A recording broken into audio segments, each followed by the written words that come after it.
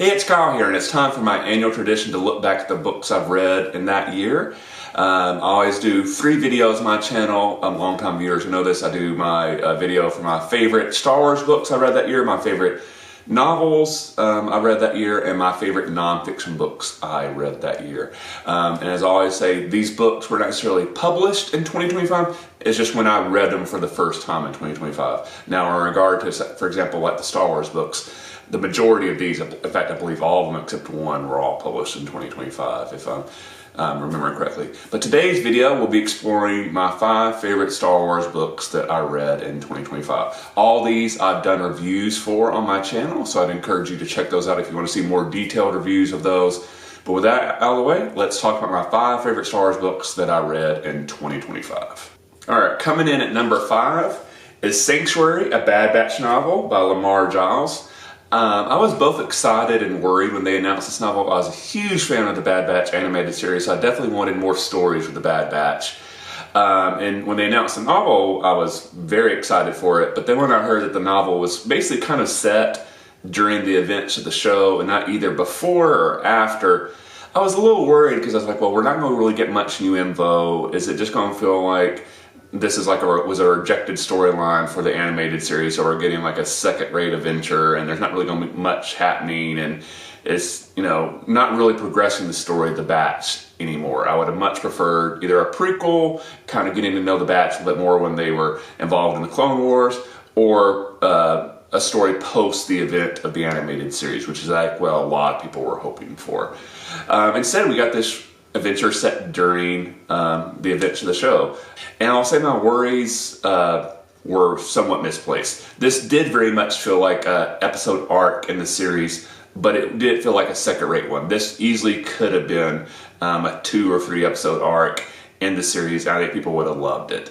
It was very entertaining. All the characters felt like how they were in the show. Sometimes you see that change when a book comes along and adapts characters who have only been in TV shows or movies, and sometimes they just don't feel the same. These all felt like they were the exact same characters we fell in love with in the animated series. The adventure was very exciting, and actually just felt like a Bad Batch adventure. I think I still would have preferred a story set either before or after, so we kind of would have learned a little bit new stuff about the Batch.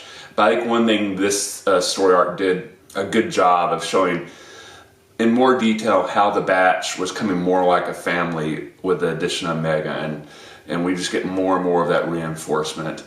This novel seemed to do really well. People seem to love it, so I'm hoping that means we'll get a lot more of these Bad Batch novels in the future. Maybe we'll get some set in all those different eras I mentioned. But my 5th favorite Star Wars book I read this year, Sanctuary, a Bad Batch novel.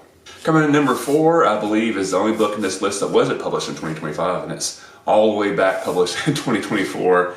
And that is The Living Force by John Jackson Miller.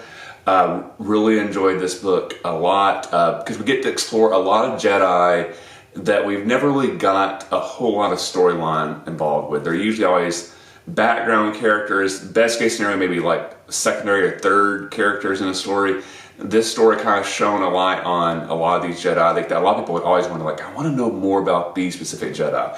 So this book is set before the events of The Phantom Menace, and basically Qui-Gon challenges the Jedi Council that y'all have become out of touch with what's going on in the galaxy.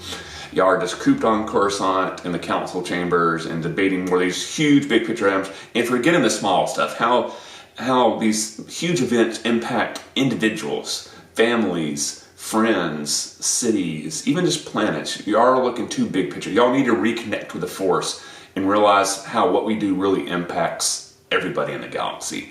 So he challenges the council to kind of all go on a mission into the field.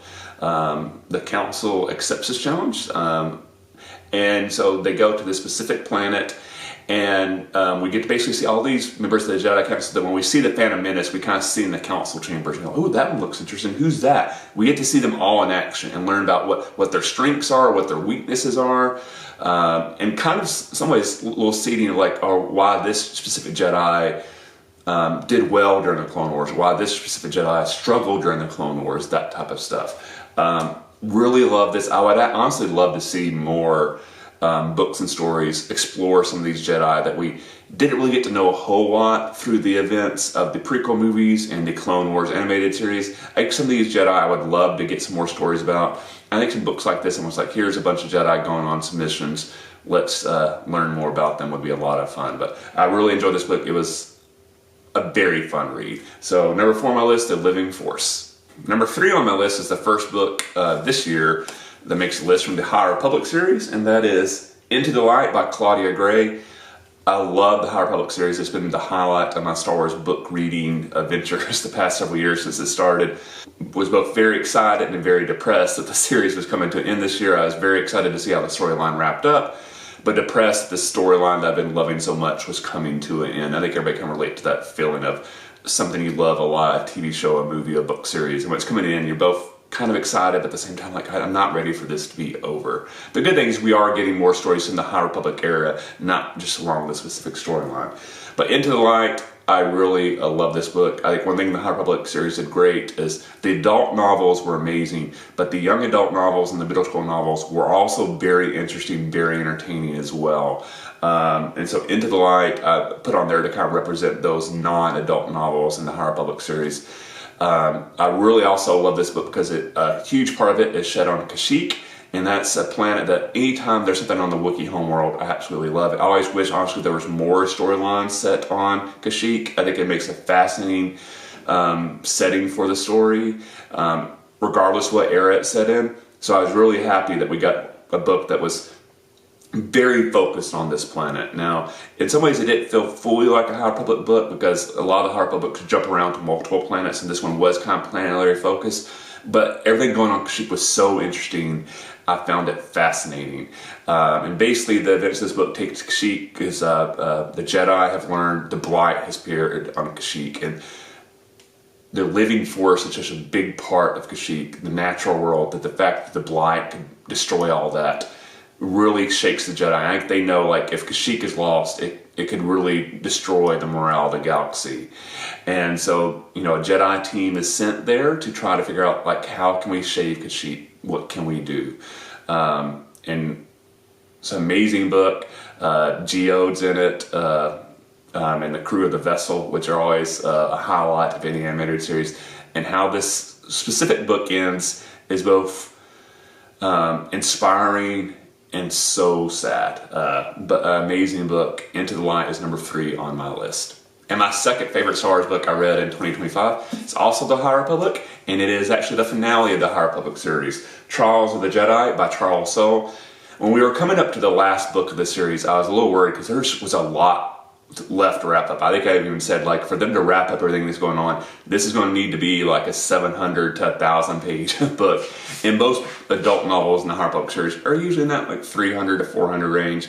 So when I got the book and I was like, oh, this is just the same length as every other adult novel in the High Republic series, I was very worried because I was worried either the storyline would feel rushed to kind of wrap up everything in by the series, or the series would end and there'd just be a lot of loose threads and we'd feel like was not a very satisfying end to the storyline. Despite the length, the Trials of the Jedi did a fantastic job of wrapping up this series. Did it give focus to every single character I hope it would give focus to?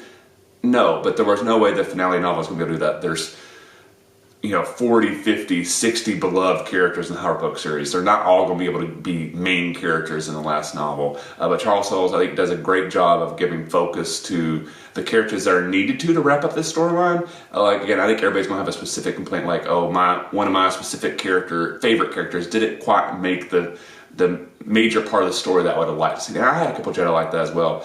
But the justification for which characters were used to kind of wrap up the storyline, to me, made sense. My only slight complaint was I think Vernesta Rowe needed to be a bigger part throughout the series. She was kind of being portrayed as like this key figure, maybe the key to defeating the Nile and solving this issue. And then she's kind of a secondary character in this book. So that was only my slight complaint. But overall, I think Soule does an amazing job of wrapping up the storyline in a way that makes sense and is satisfying. Now, is this my favorite book in the High Republic series? No. Did this book do, 10 out of 10 perfect job of wrapping up the series? No. But I honestly think a series as huge and as big as the High Republic series, it was going to be hard to wrap it up in a perfect way. Mike, this book, I think you can easily say that maybe this book wrapped up the High Republic series in a 9 out of 10. Like I said, I think everybody's going to have little criticisms. But overall, you have to acknowledge Trials of the Jedi did an amazing job wrapping up an absolutely amazing series. I'm going to miss the High Republic series so much, even though we're getting more books and content set in the High Republic series. But this specific series, I'm going to miss so much. But the Trials of the Jedi really did wrap it up in a satisfying and entertaining way. And then my favorite Star Wars book that I read in 2025 really blew me away. I enjoyed it so much. Reign of the Empire, The Mask of Fear by Alexander Freed. I guess the easiest way to sum up this book is if you love Andor, the series, you will absolutely love this book. This is basically the book version of Andor, the type of content it explores. Basically, the concept is in the days immediately after the establishment of the Empire, we are really following closely Mon Mothma and Bail Organa and how are they responding to this formation of the new empire in the days and the weeks after it happens. How they both are already committed to fighting the empire, but in some ways how they're not fully realized what has happened yet. And it's interesting really to study them and as they go along and realize like what has truly happened and how hard it is going to be dislodged the Empire. I think at this point in the story, they're both convinced the Empire is something that can quickly be reversed. As the book progresses, they begin to realize this is going to be a harder and bigger struggle than we realize. I'm really excited about this series, especially a 3-book series, and they're kind of basically explore like how the rebellion formed. So this one was the very early days. The next book, which comes out in 2026, I believe is set 15 years after. I could be wrong, somewhere in that 10 to 15 year range. So we're doing a big time jump and seeing really how the story and the rebellion has begun to form many years later. And it's going to get us a lot closer to the events of the show Andor. But again, if you liked the type of Star Wars storytelling that Andor was doing, you will love this book. If you go like, well, is the book as dark and as serious as Andor? Yes, this book gets very, very dark. So again, if Andor was your thing, you will absolutely love this book. This is very much a political thriller set in Star Wars, and it's absolutely amazing. I love it. I'm so excited for book 2 and book 3 to read. Now, at the same time, I'll say like, I'm excited. When you're reading these books, they're also somewhat depressing because you are definitely able to draw comparisons to our own world and the politics of today. And in some ways that makes it a very depressing read, but also a very important read. So I cannot recommend highly enough that people read this book. The Mask of Fear is absolutely amazing. Highly, highly recommend it. So those are my 5 favorite Star Wars books that I read in 2025. Let me know in the comment section below, what was your favorite Star Wars book you read this previous year? If you enjoyed this video, please hit that like button. If you haven't yet, please subscribe to the channel. As I mentioned, all these books have had individual reviews on this channel. Please check those out. I hope you will. Hope you'll enjoy them. Thanks for watching. I'll see you the next time, and may the Force be with you.